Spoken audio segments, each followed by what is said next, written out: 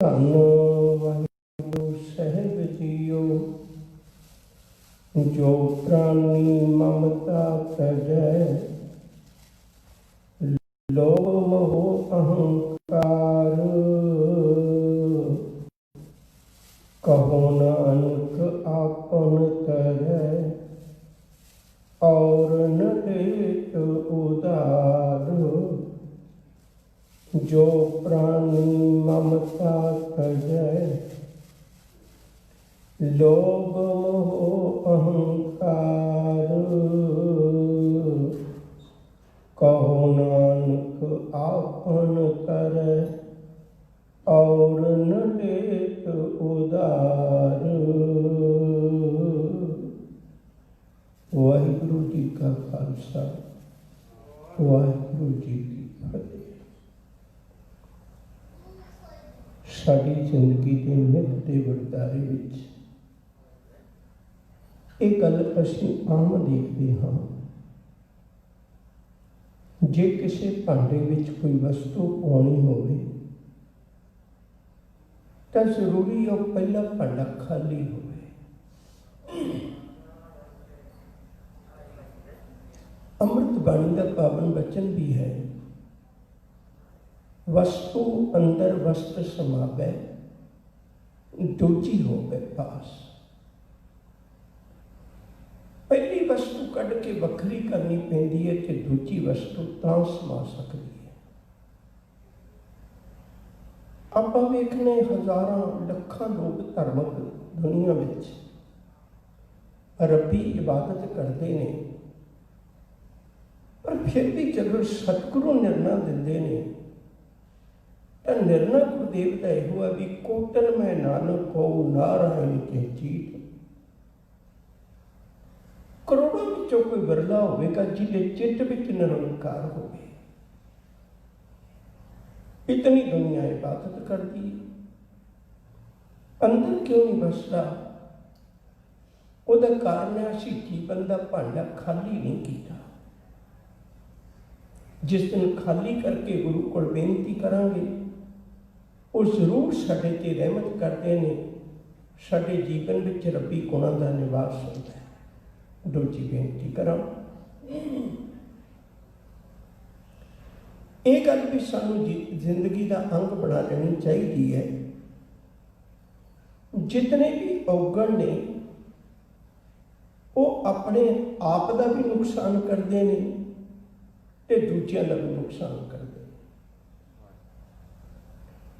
जितने गुण ने वो गुण के धारनी का भी भला करते हैं ते संसार का भी भला करते हैं। अज दुनिया विच जितने सुख, जितने आराम, जितनी दुनिया शंगारी तुहानूं नजर आ रही है, ये पिछे सारा हथ किसी गुणी पुरखा है। औगणे आरिया ने दुनिया को करूपता बनाया है, पर गुणी पुरखा ने इनू सौंपण दी है, सौंपण बख्शी है। संसार सफर करते हो, सुख सहूलत है, ये किसी गुणी की काट है। कोई दुख रोग लगता है, दवाई जीभ ते रखते हो तो ये किसी गुणी की काट है।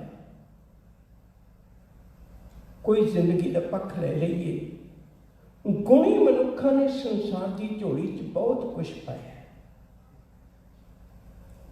सैद कहते भी भलिया, औगण केवल तेरे ही घर कबूल नहीं होंदे, औगण मेरे घर भी कबूल नहीं होंदे, त्यागने ही पैंदे। जदों मर्जी त्याग के मेरे को आ जा, प्रवानगी मिल जाएगी। सैद कहते हैं कि कुछ औगण वो ने जिन्हों की कुख विचों अगे ज़्यादा औगण जन्म लेंदे ने। उन्हां विचों सतगुरु ने सब तो पहला गिनी है ममता। ममता का अर्थ होता है पकड़ रखनी। जिन्ना चिर जीवन विच पकड़ है, पकड़ भावें किसी चीज़ की भी होवे, यकीन करके जाने हो, उतना चिर उहदे विच बाकी औगण भी आउंदे चले जाणगे। पकड़ है तो लोभ भी होएगा, पकड़ है तो मोह भी होएगा, पकड़ है अहंकार भी होएगा। हजूर कहते ममता नूं त्याग के देख, तेरे जीवन विचों लोभ भी निकल जाएगा। इन्हां दा त्याग करना पैंदा है। एक गुरु अमरदास साहब सच्चे पातशाह का पावन वचन पढ़ते हैं।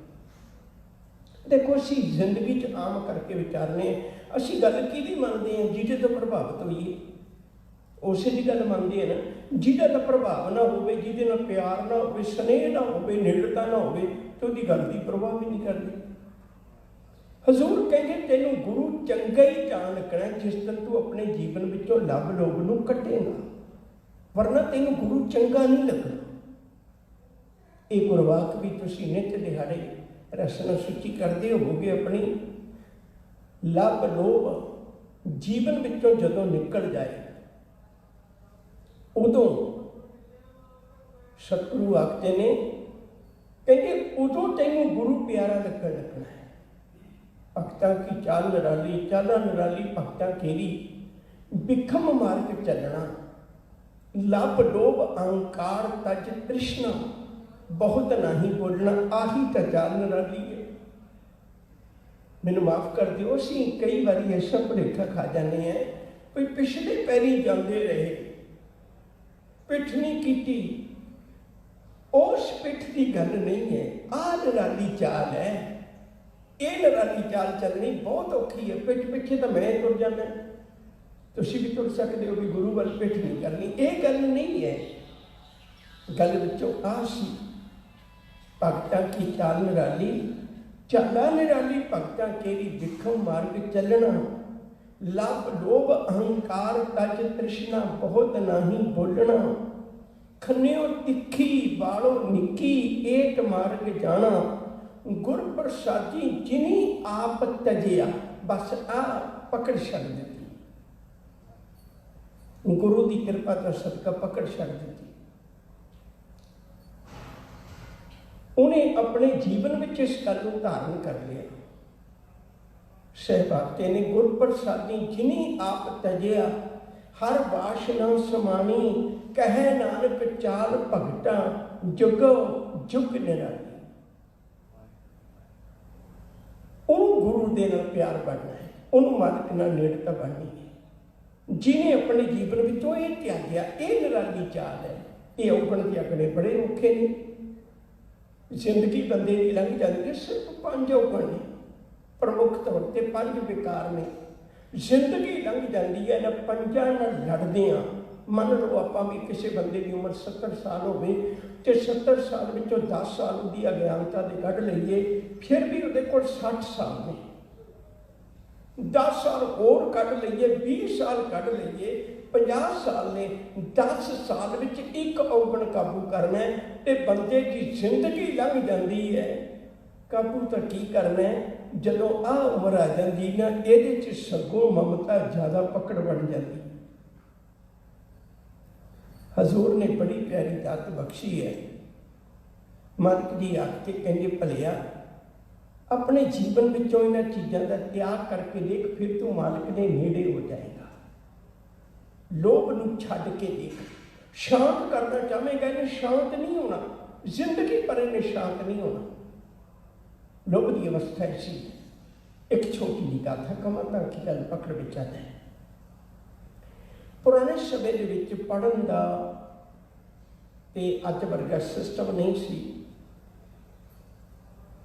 दूर पार फकीरां ने कोई ना कोई साधन बनाए होंदे सी, वो विद्या पढ़ाउंदे सी। एक इवें धर्मी बंदा विद्या पढ़ाउंदा सी। उहदे कोल जिहड़े विद्यार्थी गए, एक विद्यार्थी हो गया जिन्हें बेनती की, ना मेरी माँ है ना मेरा बाप है, मेरे को अगर कुछ है तो अखां विच अथरू ने ते दिल च दर्द है, इस तो बड़ी कुछ भी नहीं। पर चाहता मैं हाँ, जिमें मेरी माँ रुड़ के मरी है, जिमें मेरा बाप रुड़ के मरिया, मैं इवें ना मरा। 4 अखर सिखना विद्या दे, जिंदगी सौखी गुजरेगी। पढ़ाने वाले को तरस आया, कहने लगी कोई गल नहीं, तेरी कोई फीस नहीं, तो पढ़ता रहा। 14-15 साल ला के विद्वान बन के सारे बहुत विद्वता के धारनी हो गए। अज सारे आपो अपने घरों चले ने, कुछ ना कुछ भेटा उन्होंने उस्तादां के चरणों च रखी। पर जिहड़ा गरीब सी अज उन्हें फिर गरीबी का एहसास होया। रब्बा मेरे को भी कुछ होंदा ते मैं भेटा करदा, बाकी खड़े मत्थे जा रहे हैं, वो उदास जा रहे हैं। जांदा जांदा छोटे छोटे राह जांदे सी, वो एक नगर विच, शहर कह लो, कस्बा कह लो, कोई शब्द ला लो, उत्थे अपने दोस्त को रुकिया। दोस्त कह लग्या भी सजना तू विद्या धारण करके आया, विद्वान बन के आया, तेरे चेहरे ते खुशी, तेरिया गल्लां च आनंद, कि मैनू कुछ भी नजर नहीं आता। वो अखा भर आया, कह लगे अज मैनू बड़ा दुख लग्या। कहते किहड़ी गल्लों? कह लगे हर एक ने कोई ना कोई भेटा रखी उस्ताद के चरणों च, मेरे को कुछ भी नहीं सी। मेरा जी करता किसी मिल जाए ना दात मैनू, मैं बहुती दूर नहीं आया तो मैं जाके भेटा करके आवा। बड़ा कुछ सिखाया उन्होंने। वो कह लगे एडी एक गल है? कह लगे हाँ। कहते फिर तो कोई बड़ी गल नहीं, तू एक काम करी, सवेरे कल सवेरे उठ के ना अमृत वेले तो सब तो पहले राजे का बूहा खड़का दी, इत्थों के मुखी का बूहा खड़का दी। तो बूहा खड़काउंदियां सार जिहड़ा बंदा पहली बारी बूहा खड़कावे, उन्हें पुछदा है भी तेन दस की मंग है, जो मर्जी मंग ली, तू मंग ली थोड़े बहुते पैसे तो उन्होंने दे आवी। वो कहने लगे अच्छा। मन में विचार बनी, मना थोड़े जे पैसे मंग लांगा तो उस्ताद जी को भेटा करांगा। अपनिया सोचों में डुबदा डुबदा कहन लग्या मना, तू भी खर्चा भी रस्ते का भी करना है, की पता है किन्ने दिन काम ना मिले, जो थोड़े जे होर मंग ले, थोड़े जे उस्ताद नूं भेटा कर दी, थोड़े जे अपने को रख ले, मंगनी जो लगा। वो हुण अपने दिमाग में सोचा सोचता सोचता किते दा किते पहुँच गया। कुछ तो सैकड़िया तक, सैकड़िया तो हज़ारां तक, हज़ारां तो लखां तक। इन्नी गहरी सोच में उन्हें प्रशादा पानी बनाया। दूजे दोस्त ने वो कह लग्या भी भरिया हुण तो तेरी परेशानी का हल हो गया, सवेरे जाके मंग ली जो तेरा जी करे भी, तू हुण भी उदासी आ जा बैठा है। वो कह लगे हाँ, एक बार मैंने फिर दसो भी जो मंगा वो मिल जाता है? वो कह लगे बिल्कुल, बड़े संतोखी लोग ने इतों के, जो मंगेगा मिल जाएगा। कह लगे तो फैसला कर लिया होना है? कह लगे फैसला कर लिया। कह लगे की फैसला किया? कह लगे माफ करना, मेरा जी करेगा भाई लाख को मंगला, जिंदगी सुखी निकल जाएगी। वो कहने चलो तेरी मर्जी। सारी रात ना सुता विचारा बनाता रहा। सवेर हुई, पहले जाके बूहा खड़का लेता।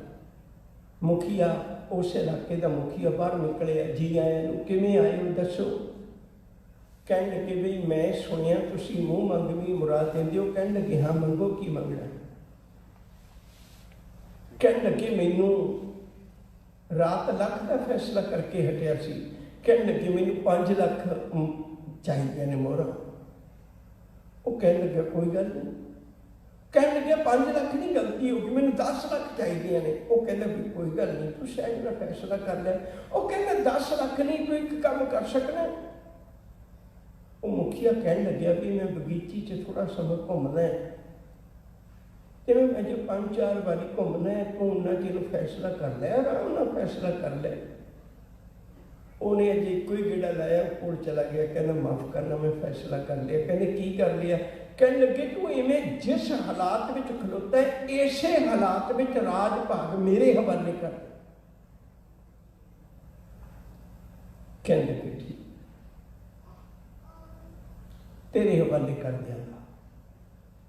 उन्होंने ठोकर बची हुण जाके कहन लग्या मना तेरे कोल कुछ भी नहीं, तू किन्ना तड़फ रहा, ਇਹਦੇ ਕੋਲ सब कुछ है, ਇਹਨੂੰ पकड़ी कोई नहीं।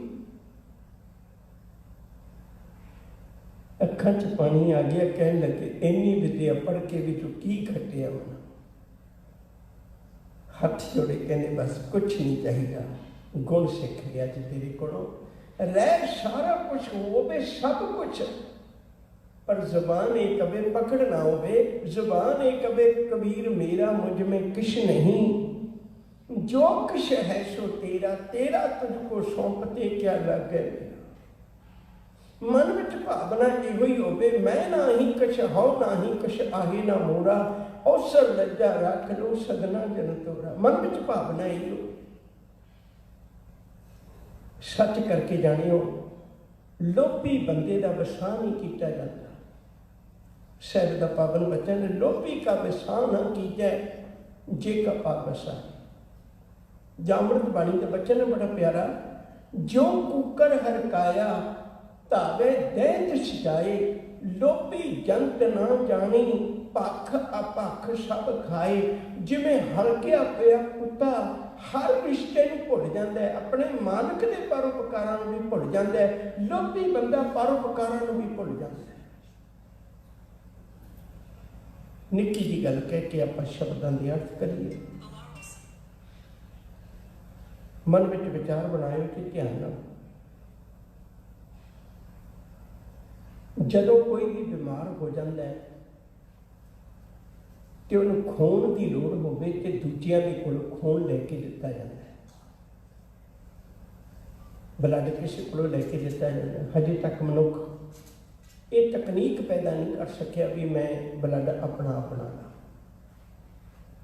पर जदों किसी का ब्लड दिता जाता उदों देखिया जाता भी खुद नूं तो कोई रोग नहीं ना, किते इहदा रोगी का खून अरोग बंदे नूं किवें देईए, वो पहले चेक करते हैं भी इहनूं कोई रोग ना। सच करके जानियो शहीदां दा खून तदी कौम नूं दिता जाता है क्योंकि शहीदां दे खून विच लोभ नहीं हुंदा, उहदा खून पहले चेक किया जाता है। धार्मिक दुनिया खून चेक करती है, गुरबाणी विच सारे फैसले ने। फरीटा रत्ती रत ना निकले जे तन चीरे कोई, जो तन रत्ते रब स्यों तिन तन रत ना होई। कहते शरीर को चीर के वेख लो, उहदे विचों रत नहीं निकलती, खून नहीं निकलता। गुरु अमरदास जी ने बख्शिश की, कहने लगे किते मनुख शंके विच ना पै जाए भी शरीर विच ते रत हुंदी है, फरीदा रत्ती रत ना निकले जे तन चीरे कोई। शरीर को चीर के भी देख लो तो भी रत नहीं होएगी। कहते कोई भुलेखा ना खा जाए, स्पष्ट करते हैं उस शब्द का अर्थ कर दिता गुरु अमरदास जी ने। ए तन सबो रत है, रत बिन तन न होए, जो शह रते अपने तिन तन लोभ रत न होए। कहते शरीर में खून तो होंदा है पर उहदे खून में लोभ वाले कीटाणु नहीं होंदे, तां ही शहीद नूं कदे कोई खरीद नहीं सकता। शहीद नूं दुनिया भर के लालच दिते जाते हैं, शहीद खरीदिया नहीं जाता क्योंकि उहदे अंदर मुर्दा कोई मुरीद ना गली होबना, साबर सिदक शहीद परम भुखो बना। प्यार वालियों, गुरु तेग बहादुर साहब जी अज बचन करते हैं मन तो भी पार हो जाएगा। यकीन करके जानियो गुणी मनुख दुनिया की झोली च भी बहुत कुछ पा के जाता है, होरां नूं भी राह दस जाता है, होरां की भी जिंदगी सौखी कर जाता है। जो प्राणी ममता तजै, ਜਿਹੜਾ भी मनुख अपने जीवन विचों, ये मैं बेनती तुहाडे नाल बहुत बारी साझी कर चुका हाँ। गुरु तेग बहादुर साहब जी जिहड़ी शब्दावली है वो धार्मिक दुनिया विच कैद शब्द नहीं उन्होंने वरते। जिवें तुसीं बोधी कहो एक राखवां शब्द है, बुद्ध मत वाले भिक्षु कहो एक राखवां शब्द है। सिख कहो ये भी एक राखवां शब्द है, मुसलमान कहो, हिंदू कहो, एक राखवें शब्द ने। पर चेते रखियो, प्राणी शब्द राखवां शब्द नहीं है, सारिया ते लागू होता है। प्राणी का अर्थ है प्राण, श्वास लैन वाला, साह लैन वाला, जीवन वाला। जो प्राणी, जिहड़ा भी मनुख दुनिया अंदर, जिहड़ा भी मनुख ममता तजै अपने जीवन विचों पकड़ छड्ड दे, ये सोच लवे रब्बा तू भावें सुख विच रख के भावें दुख विच रख, मैं तेरी आज्ञा च रह सकां। जो प्राणी ममता तजै लोभ, लोभ की वृत्ति छड्ड दे। इत्थे देखो, मैं बेनती करा, किरत करना ये गुण है, ये अवगुण नहीं है। गुरुदेव ने वचन आखे ने, उद्यम करेंदियां जियो तो कमावदियां सुख पहुंच, ध्यान लिया तू प्रभु मेरे नानक उतरी जिंद। कहते रज के कमाई कर, कमाई क्यों नहीं करनी? लोभी का अर्थ होंदा भी दूजे के हथ की रोटी भी मैं अपने हथ से रखना। लोभी का अर्थ होंदा है मेरिया पीढ़ियां तक रोटी है, फिर भी मैं चाहना गुआढ़ी क्यों सुखी खा रहा है। ये है लोभ की वृत्ति, हर चीज मेरी बन जाए, ये लोभ की वृत्ति है। सहवाक्य ने, जो प्राणी ममता तजै लोभ मोह अहंकार, लोभ का त्याग करे, मोह का त्याग करे। सहभक्ति ने कहते फिर उहदे नाल हंकार का त्याग करे। ये तीन चीज़ां ममता की पकड़ विच आईयां हुईयां ने। जिहदे अंदर पकड़ मजबूत है वो लोभी भी होएगा, जिहदे अंदर पकड़ मजबूत है। याद रखो जी, गुरुदेव ने आ जिहड़ी ये मर्यादा क्यों चलाई सी भी तुसीं गुरु घर आओ तो कुछ ना कुछ भेटा रखो। गुरु नूं लोड़ नहीं है, मत सोचियो, पर मसला इस गल का मना, जदों तू भेटा रखेगा तू सोच भी तेरा मन कितना क तड़फदा है। जे मन विच तड़फ है तेरी पकड़ मजबूत है, फिर गुरु को शीश किवें बेचेगा? लोभी मनुख ते शीश नहीं बेच सकता। सतगुरु आखते ने, कहेंगे जो प्राणी ममता तजै लोभ मोह, मोह एक इहो जिहा अवगुण है, इन्हूं सतगुर की बाणी में चिक्कड़ नाल तशबीह दी है, चिक्कड़ नाल इहदी उदाहरण दी है। चिक्कड़ बड़ा खतरनाक होंदा है, बहुत खतरनाक होंदा है। चिक्कड़ विच मजबूरी होंदी है भी बंदा भावें किड्डी दूर तक चला जाए, पर जिथों तिलक गया वापस उत्थे ही आ जाता है। सच करके जानियो, कईयां ने सारी जिंदगी लगा ली होंदी है, कोई पता नहीं मोह का चिक्कड़ कित्थे दा तड़का के कित्थे लेके वापस आते। जो प्राणी ममता तजै लोभ मोह अहंकार,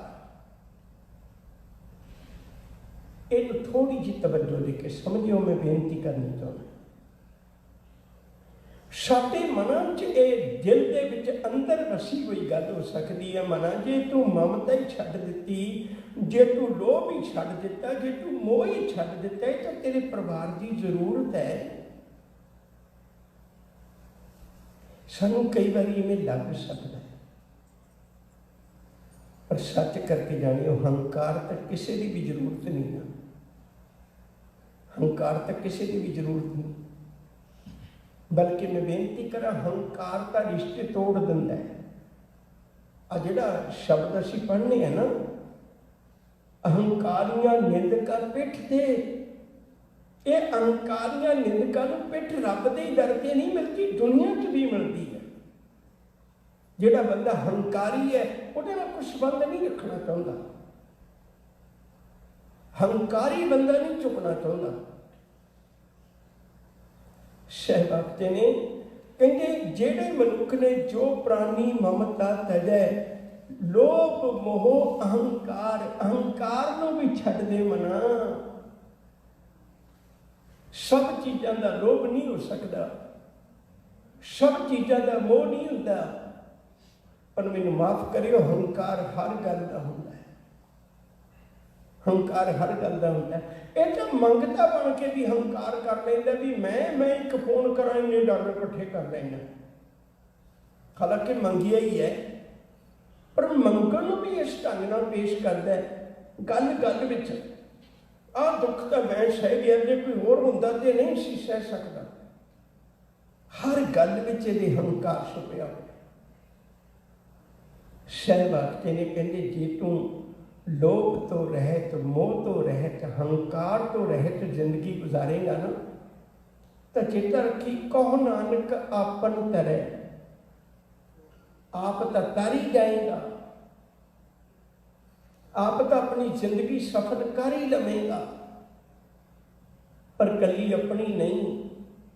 ਔਰਨ ਲੇਤ ਉਧਾਰ, ਤੂੰ ਦੂਜਿਆਂ ਲਈ ਵੀ ਇੱਕ ਇਹੋ ਜਿਹੀ ਦਾਤ ਦੇ ਕੇ ਜਾਏਗਾ, ਦੂਜਿਆਂ ਦੀ ਬੇੜੀ ਵੀ ਪਾਰ ਹੋ ਜਾਏਗੀ।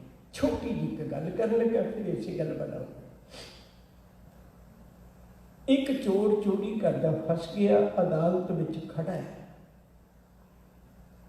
ਦੂਜੇ ਪਾਸੇ ਮਾਲਕ ਖੜਾ, ਜਿਹਦੇ ਘਰ ਚੋਰੀ ਹੋਈ। ਜੱਜ ਨੇ ਫੈਸਲਾ ਦੇਣਾ ਹੈ। ਜੱਜ ਨੇ ਫੈਸਲਾ ਦਿੱਤਾ ਵੀ ਜਿਹੜਾ ਚੋਰ ਹੈ ਉਹਦੀ ਸਾਰੀ ਵਿਚਾਰ ਸਮਝ ਕੇ ਵਿਚਾਰ ਕੇ ਉਹਨੂੰ ਕਹਿਣ ਲੱਗੇ ਵੀ ਇਸ ਬੰਦੇ ਨੂੰ 30 ਦਿਨਾਂ ਦੀ ਸਜ਼ਾ, ਪਰ ਜਿਹੜਾ ਮਾਲਕ ਹੈ ਉਹਨੂੰ 90 ਦਿਨਾਂ ਦੀ ਸਜ਼ਾ। ਇਹ ਬੜੀ ਅਜੀਬ ਫੈਸਲਾ ਸੀ। ਪਹਿਲੀ ਵਾਰੀ ਇਵੇਂ ਆਇਆ ਵੀ ਜਿਹਦੇ ਘਰ ਚੋਰੀ ਹੋਣ ਲੱਗੀ ਹੈ ਉਹ 'ਚ ਬਚ ਗਿਆ, ਜਾਗ ਪਿਆ, ਤੇ ਉਹ ਮਾਲਕ ਨੂੰ 90 ਦਿਨਾਂ ਦੀ ਕਿਹੜੀ ਗੱਲ ਦੀ ਸਜ਼ਾ। ਅਪੀਲ ਅੱਗੇ ਪਾਈ, ਉੱਪਰ ਦੀ ਅਦਾਲਤ ਵਿੱਚ ਚਲੇ ਗਈ। ਉਹ ਜੱਜ ਵੀ ਹੈਰਾਨ ਹੋਇਆ ਵੀ ਜੱਜਮੈਂਟ ਕਿਵੇਂ ਦੀ ਦਿੱਤੀ ਹੈ। ਉਹਨੇ ਫਿਰ ਵੀ ਪੁੱਛਿਆ ਕਿ ਇਹ ਗੱਲ ਕਿਵੇਂ ਕੀਤੀ ਤੁਸੀਂ, ਕਿਸ ਹਿਸਾਬ ਨਾਲ ਜੱਜਮੈਂਟ ਦਿੱਤੀ। ਉਹ ਕਹਿਣ ਲੱਗਿਆ ਵੀ ਇਹ ਚੋਰ ਬਣਿਆ ਹੀ ਤਾਂ ਹੈ ਕਿਉਂਕਿ ਇਹਨਾਂ ਲੋਕਾਂ ਨੇ ਲੋਭ ਕਰਕੇ ਇੰਨਾ ਇਕੱਠਾ ਕਰ ਲਿਆ, ਦੂਜੇ ਜੋਗਾ ਰਹਿਣ ਹੀ ਨਹੀਂ ਦਿੱਤਾ। ਗੁਰੂ ਇੱਕ ਗੱਲ ਸਿਖਾਉਂਦਾ, ਸੇਵ ਕੀਤੀ ਸੰਤੋਖੀ, ਜਿਹਨੇ ਸੱਚੋ ਸੱਚ ਤੇ ਆਇਆ, ਉਹਨੀ ਮੰਦੇ ਪੈਰ ਨਾ ਰੱਖਿਓ ਨਾ, ਕਰ ਸੋਕ੍ਰਿਤ ਧਰਮ ਕਮਾਇਆ। ਔਰਨ ਲੇਟ ਉਧਾਰ ਦਾ ਅਰਥ ਹੈ ਉਹ ਮਨੁੱਖ ਕਦੇ ਲੋਭੀ ਨਹੀਂ ਹੁੰਦਾ, ਕਦੇ ਕਿਸੇ ਤੋਂ ਰਿਸ਼ਵਤ ਨਹੀਂ ਲੈਂਦਾ, ਕਿਸੇ ਦਾ ਹੱਕ ਨਹੀਂ ਉਹ ਖਾਂਦਾ। ਕੁਰਲਾ ਉੱਠੇਗਾ, ਮੈਂ ਕਿਸੇ ਦਾ ਹੱਕ ਨਹੀਂ ਖਾ ਸਕਦਾ, ਦੂਜਿਆਂ ਦਾ ਵੀ ਭਲਾ ਕਰੇਗਾ। ਉਹ ਮਨੁੱਖ ਕਦੇ ਦਾਜ ਨਹੀਂ ਲੈਂਦਾ। ਇਹ ਨਹੀਂ ਵੀ ਮੈਂ ਕਿਸੇ ਦੀ ਪੱਗ ਰੋਲਦੇ ਆ, ਕਿਸੇ ਦੀ ਦਾੜੀ ਰੋਲਦੇ ਆ, ਨਹੀਂ, ਉਹ ਇਹਨਾਂ ਗੱਲਾਂ ਤੋਂ ਝੂਠ ਜਾਂਦਾ ਹੈ। ਔਰਨ ਲੇਤ ਉਧਾਰ, ਉਹ ਦੁਨੀਆ ਦਾ ਵੀ ਭਲਾ ਕਰ ਜਾਂਦਾ, ਸੰਸਾਰ ਦਾ ਵੀ ਭਲਾ ਕਰ ਜਾਂਦਾ। ਆਓ ਪਿਆਰ ਵਾਲਿਓ, ਜੋ ਪ੍ਰਾਣੀ ਮਮਤਾ ਤਜੈ ਲੋਭ ਮੋਹ ਅਹੰਕਾਰ, ਕਹੋ ਨਾਨਕ ਆਪਨ ਤਰੈ ਔਰਨ ਲੇਤ ਉਧਾਰ। ਸਾਡੀ ਨਿੱਤ ਦੀ ਜ਼ਿੰਦਗੀ ਨਾਲ ਸੰਬੰਧ ਤੇ ਸਰੋਕ ਹੈ। ਗੁਰੂ ਕਿਰਪਾ ਕਰੇ ਇਹਨੂੰ ਅਸੀਂ ਕਮਾ ਸਕੀਏ, ਆਪਣੇ ਜੀਵਨ ਵਿੱਚ ਇਹਨੂੰ ਗੁਰੂ ਦੇ ਬਚਨਾਂ ਨੂੰ ਧਿਆ ਸਕੀਏ, ਉਸ ਰਾਹ ਦੀ ਪਾਂਧੀ ਬਣ ਜਾਏ। ਭੁੱਲਾਂ ਦੀ ਖਿਮਾ, ਪਿਆਰ ਨਾਲ ਆਖੋ ਜੀ ਵਾਹਿਗੁਰੂ ਜੀ।